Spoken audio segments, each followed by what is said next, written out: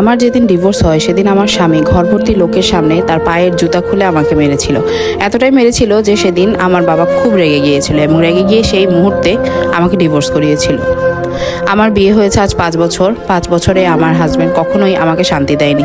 প্রথম থেকেই আমাদের সম্পর্কটা অনেক বেশি খারাপ ছিল, কারণ আমার স্বামীর এই বিয়েতে কোনো মত ছিল না। তার পরিবারের মতেই আমাদের বিয়ে হয়। আমি বিয়ের পরে জানতে পারি আমার হাজব্যান্ড তার খালাতো বোনকে পছন্দ করতো, কিন্তু তার পরিবার সেটা কখনোই মেনে নেয়নি। মেনে না নেওয়ারও একটা কারণ ছিল, কারণ মেয়ের আর্থিক অবস্থা তাদের থেকে অনেক ভালো ছিল এবং মেয়ের পরিবার থেকেই আমার হাজব্যান্ডকে কখনোই মেনে নেয়নি। আমার হাজব্যান্ড বউ হিসেবে আমাকে কখনোই স্বীকৃতি দেয়নি। আমার সাথে তার সমস্ত চাহিদা মেটানোরই সম্পর্ক ছিল। একটা সময় পর তার সাথে আমার সম্পর্কটা এতটাই খারাপ ছিল যে সে আবার ছায়াটা পর্যন্তও দেখতে চাইতো না। তখন আশপাশের মানুষ বলতো যে একটা বাচ্চা নিয়ে নাও, বাচ্চা হলে হয়তো তোমাদের সম্পর্কটা ঠিক হয়ে যাবে। তা আমিও ভাবলাম যে বাচ্চা হয়ে গেলে হয়তো তার মধ্যে মায়া মমতা চলে আসবে, আর তখন হয়তো আমাদের মধ্যে সম্পর্কটাও আস্তে আস্তে ঠিক হয়ে যাবে। কিন্তু যে সম্পর্ক প্রথম থেকেই খারাপ, সেটা একটা বাচ্চার মাধ্যমে কতটুকুই আর জোড়া লাগে। কিন্তু আমি সমাজের কথা চিন্তা করেই ভাবলাম যে একটা বাচ্চা হয়ে গেলে হয়তো সেও ঠিক হয়ে যাবে। তাই আল্লাহর রহমতে আমার একটা ছেলে সন্তান হয়, আর সন্তান হওয়ার পরে তার সাথে আমার সম্পর্কটা কিছুটা হলেও একটু স্বাভাবিক হয়। একদিন আমার যখন ছেলের প্রায় 3 মাস ছিল, একদিন আমার হাজব্যান্ড এসে আমাকে বলে যে সে আমাকে ডিভোর্স দিতে চায়। তখন আমি বললাম, এভাবে বললে তো আর ডিভোর্স দেওয়া যায় না, সামাজিক কিছু নিয়ম কারণও থাকে, আর আমার এখন একটা ছেলে আছে, তার ভরণ পোষণ আমি কিভাবে করবো, আমি কিভাবে চলবো সেইটাও তো চিন্তা করতে হবে। কিন্তু সে দেখা যায় আমার সাথে সবসময় প্রচণ্ড খারাপ ব্যবহার করত। দেখা যায় স্বামী ভালো হোক আর খারাপ হোক, একটা মেয়ে দেখা যায় সংসার জীবনে ঢুকে গেলে সে ওই সংসারটা আর কখনোই ছাড়তে চায় না। একদিন আমার মোবাইলে একটা আননোন নাম্বার থেকে ফোন আসে, আর ফোনটা রিসিভ করেছিল আমার হাজব্যান্ড, কিন্তু সে কথা বলার আগে ফোনটা রেখে দেয়। তখন সে আমার হাজব্যান্ড এসে আমাকে প্রচণ্ড মেরেছিল। তার কথা হচ্ছে ছেলে ফোন দিয়েছে না মেয়ে ফোন দিয়েছে সেটা আমার জানার দরকার নেই, কিন্তু ফোনটা রেখে দিয়েছে এটাই হচ্ছে কারণ। তখন আমি আমার বাচ্চাকে দুধ খাওয়াচ্ছিলাম, আর ওই মুহূর্তে সে আমাকে এতটাই মেরেছে যে আমি 2 দিন হাঁটতে পারিনি। আমার শরীরে অনেক জ্বর ছিল। এরপরে আমি আমার পরিবারকে ব্যাপারগুলো জানাই।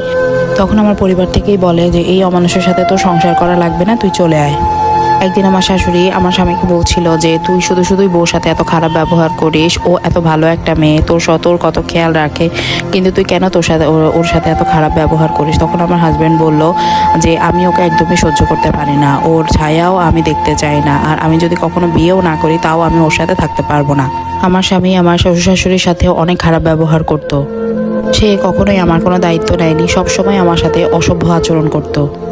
একদিন সে সবার সামনে আমাকে চোর বানিয়ে দিল। সে সবার সামনে এসে আমাকে বলছে আমি নাকি তার মানিব্যাগ থেকে টাকা নিয়েছি। আমি টাকা দিয়ে কি করব, যেখানে আমাদের সম্পর্কই ভালো না। আমাকে মারতে মারতে ক্লান্ত করে ফেলেছিল, কিন্তু সত্যি কথা আমি তার পকেট থেকে কোনো টাকা চুরি করিনি। এই ঘটনার প্রেক্ষিতে আমার বাবা তার বাড়িতে সালিশ বসায় এবং আমার শ্বশুর বাড়ির পক্ষ থেকে অনেক লোককেই আসতে বলে। সেই দিন আমার স্বামী এতটাই উচ্ছৃঙ্খল হয়ে গিয়েছিল যে তার পায়ের জুতা খুলে আমাকে মেরেছিল, ইচ্ছা মতন মেরেছিল। আমার বাবা সবার সামনে হাউমাউ করে কেঁদেছিল। আমার বাবাও সংসারটা আমাকে করতে দিল না। আমার বাবা সবার কাছে ক্ষমা চেয়েছিল, বলেছিল সবাই আমার মেয়েকে ক্ষমা করে দেন, আমি মেয়েকে সারা জীবন দরকার হলে ভিক্ষা করে খাওয়াবো, তাও এই অমানুষের সংসার করতে দেব না। ঘর ভর্তি মানুষের সামনে জুতা পেটা খেয়ে ডিভোর্স লেটার নিয়ে আমি আমার বাবার সাথে সারা জীবনের জন্য চলে আসি। ডিভোর্স হয়েছে আজ 8 মাস, আমি আর বিয়ে করিনি। শুনেছি আমার হাজব্যান্ড বিয়ে করেছে। আমার সন্তান এখন আমার সাথে আছে, কিন্তু তারা একসময় নিয়ে যাবে, এটাই তাদের সাথে চুক্তি হয়েছিল। আমার সন্তানের ভরণ পোষণ বাবদ মাত্র 1000 টাকা দেয়, আর এই যুগে 1000 টাকায় আর কী বা হয়। আমার বাবা পুরো সংসারের খরচ। এই গল্পটা হচ্ছে একজন আপুর। আমি গল্পটা বলতে গিয়েও এতটা খারাপ লাগতেছিল। আমাদের চারপাশে এমন কিছু অমানুষ আছে যারা দেখা যায় মেয়েদের জীবনটাকে এতটা দুর্বিষহ করে তোলে। এইরকম যদি হয় তাহলে আমি মনে করি যে বিয়ে না করাই ভালো। দেখা যায় শুধু আপনি একটা মানুষের জীবনটাকে এত খারাপভাবে নষ্ট করে ফেলতেছেন, তাকে এত কষ্ট দিতেছেন। তো আজকের ভিডিওটা কেমন লাগলো সেটা অবশ্যই জানাবেন, আর যদি ভালো লাগে তাহলে আমার একটা পেজে একটু ফলো দিয়ে দিন, আর আমার এই ভিডিওটাতে একটা লাইক দিয়ে দিন। সবাই ভালো থাকবেন, ধন্যবাদ।